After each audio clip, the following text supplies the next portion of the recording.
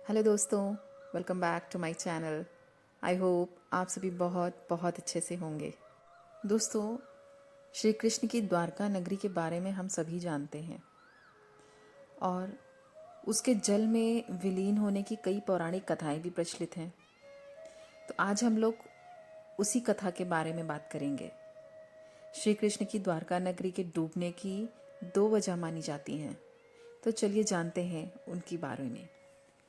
हिंदू धर्म के 4 धामों में से एक द्वारका धाम को भगवान श्री कृष्ण की नगरी कहा जाता है। द्वारका धाम गुजरात के काठियावाड़ क्षेत्र में अरब सागर के पास स्थित है। श्री कृष्ण की द्वारका नगरी के जल में विलीन होने की कई पौराणिक कथाएं भी प्रचलित हैं। तो चलिए जानते हैं भगवान श्री कृष्ण की द्वारका नगरी के डूबने के पीछे क्या वजह थी।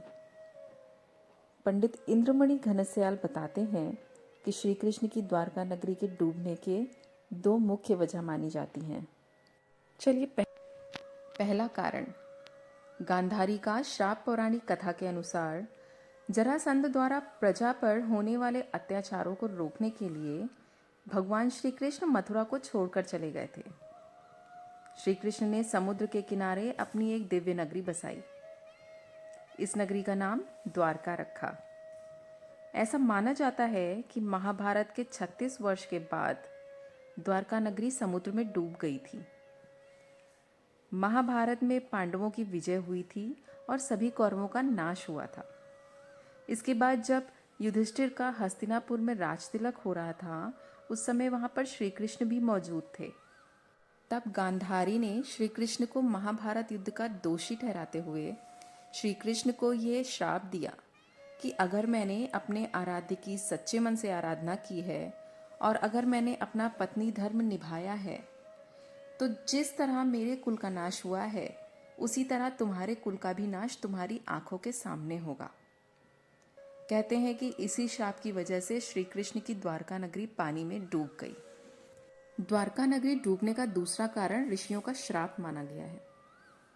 एक बार महर्षि विश्वामित्र, देव ऋषि और कण्व द्वारका गए।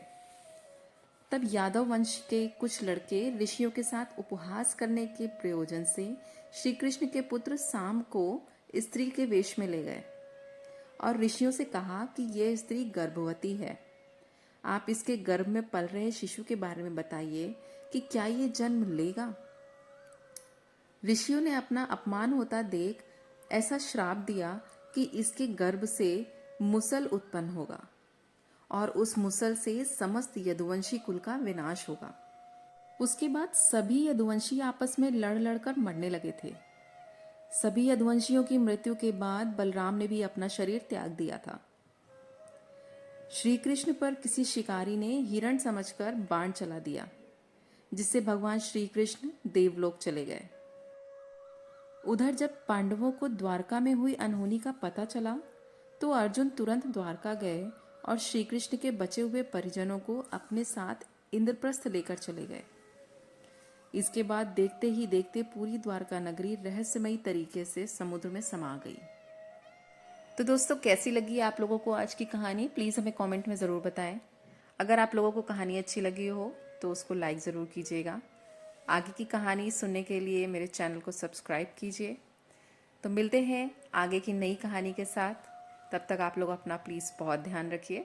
Thank you.